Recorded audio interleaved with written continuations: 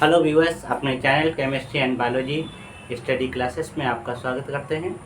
आज का टॉपिक है कि रसायन विज्ञान की मूलभूत अवधारणाएं क्या हैं। यानी रसायन विज्ञान में कौन कौन से जो स्टार्टिंग में फैक्ट आए हैं वो क्या है। तो सबसे पहले ये है कि रसायन विज्ञान का परिचय क्या है, रसायन विज्ञान की जो शाखाएँ क्या हैं, ब्रह्मांड किसे कहते हैं, ब्रह्मांड किससे बना होता है, और साथ ही आपके द्रव्य और द्रव्य का वर्गीकरण क्या है। आज हम अपनी वीडियो में इसका अध्ययन करेंगे। तो चलिए वीडियो स्टार्ट करते हैं। तो पहला टॉपिक है रसायन विज्ञान क्या है या रसायन विज्ञान का परिचय क्या है। तो इसका आंसर ये है कि विज्ञान की वह शाखा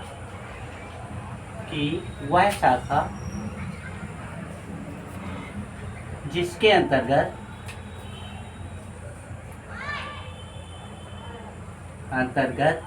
हम रासायनिक पदार्थ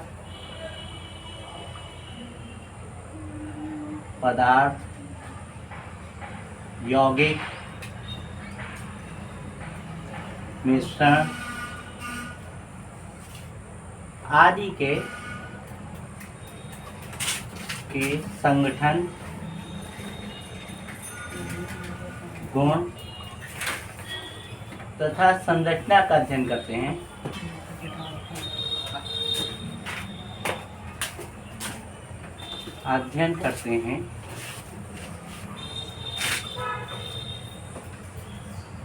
रसायन विज्ञान कहलाता है।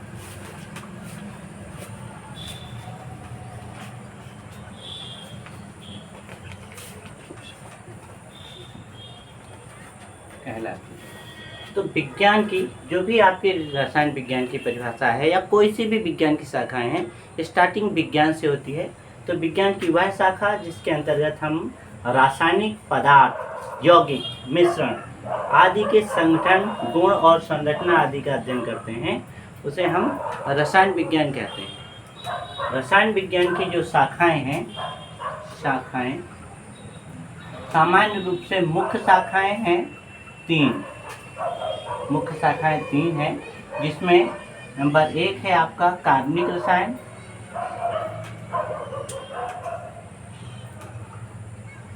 नंबर 2 है अकार्बनिक रसायन,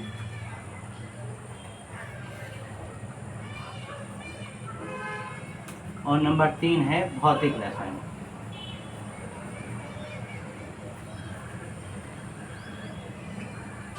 तो कार्बनिक रसायन क्या है, अभी हमने विज्ञान के आधार पर किया है, अब हम रसायन विज्ञान के आधार पर करेंगे। तो यहाँ विज्ञान की जगह पर रहेंगे रसायन विज्ञान। तो रसायन विज्ञान की वह शाखा जिसके अंतर्गत कार्बन यानी कार्बन से बने पदार्थ यौगिक इनके संगठन, गुण और संरचना का अध्ययन करते हैं, कार्बनिक रसायन कहलाती है। अकार्बनिक क्या होगी, विज्ञान के स्थान पर क्या हो जाएगा, रसायन विज्ञान की वह शाखा जिसके अंतर्गत हम कार्बन को छोड़कर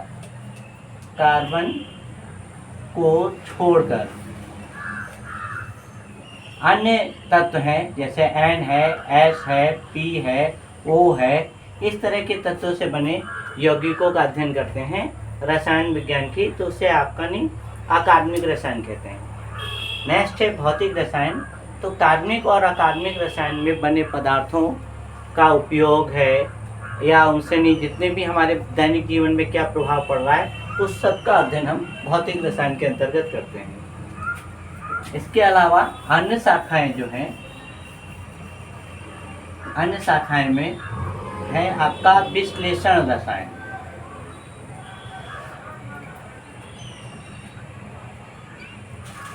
दूसरा है भू रसायन, खगोल रसायन,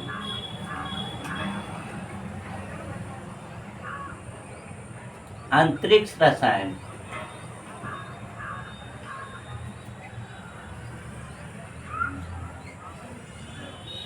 कृषि रसायन,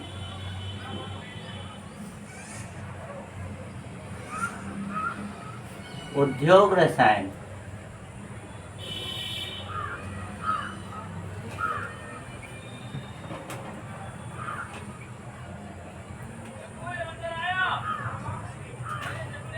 खाद्य रसायन,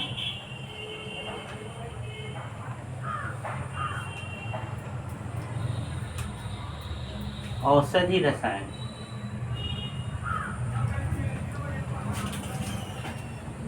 इस तरह की लगभग 50 से अधिक रसायन की शाखाएं हैं, जिसके अंतर्गत हम अलग अलग चीज़ों का अध्ययन करते हैं और उसको हमने विज्ञान की अलग अलग रसायन जो शाखाएं हैं उसके रूप में बांट रखा है। अगला क्वेश्चन आपका है, ब्रह्मांड क्या है? तो ब्रह्मांड जो है, तो ब्रह्मांड किसे कहते हैं? इसका सीधा सीधा आंसर ये है कि अगर हम परिवेश और निकाय के बेस पर कहें तो परिवेश और निकाय दो शब्दों से मिलकर जो बना है उसे ब्रह्मांड कहते हैं। परिवेश प्लस निकाय। ये परिवेश क्या है? तो परिवेश जो है वो चारों तरफ का जो एरिया है जिसकी सीमा निश्चित नहीं है, सीमा निश्चित नहीं है।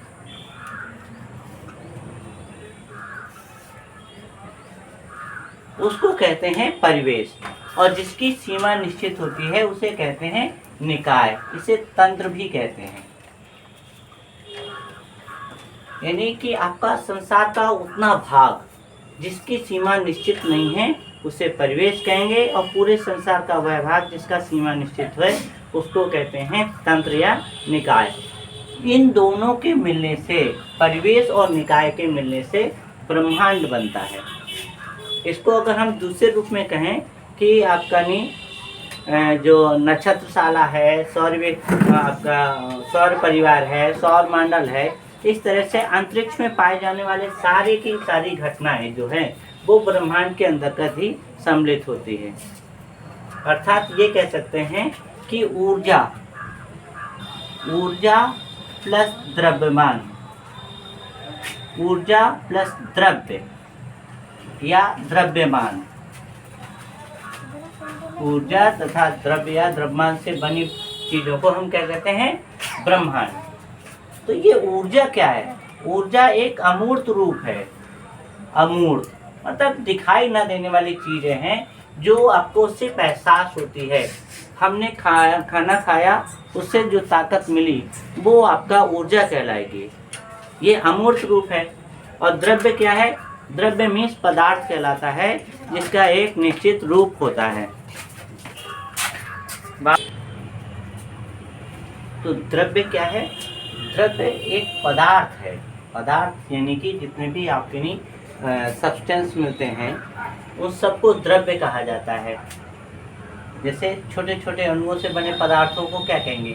द्रव्य कहेंगे। तो ये आपका ब्रह्मांड के दो भाग हैं, दो परिभाषाएं। एक परिवेश और निकाय के मिलने से ब्रह्मांड बनता है, दूसरा ऊर्जा और द्रव्य के मिलने से ब्रह्मांड का निर्माण होता है। ऊर्जा क्या है? एक अमूर्त कारक है, ये दिखाई न देने वाली चीज़ है। इसको हम ऊष्मा भी मान सकते हैं। क्या मान सकते हैं? ऊष्मा। ऊष्मा और ऊर्जा दोनों एक दूसरे के रूप है। फिर आपका ये द्रव्य क्या है? तो द्रव्य छोटे छोटे अणुओं या परमाणुओं या तत्वों से बनी संरचना को क्या कहते हैं? द्रव्य। अगला टॉपिक हमारा जो है द्रव्य है। क्या है? द्रव्य। तो इसके जो है दो या दो से अधिक अवयव कण, अवयव कण। अवयव कण कौन कौन से होते हैं? आपका अणु होते हैं, परमाणु होते हैं और आयन होते हैं। तो अणु, परमाणु, आयन या तत्व ये आपके अवयव कण कहलाते हैं। तो इनसे बनी संरचना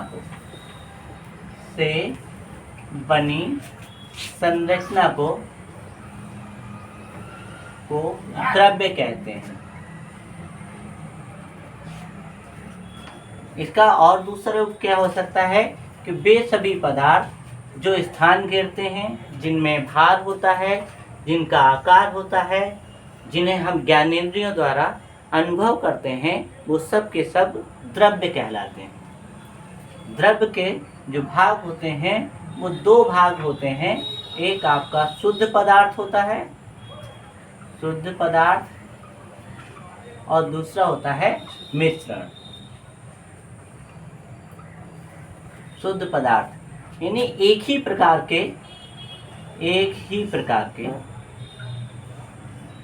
के अणु, परमाणु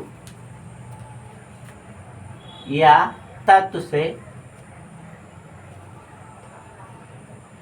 से बनी संरचना को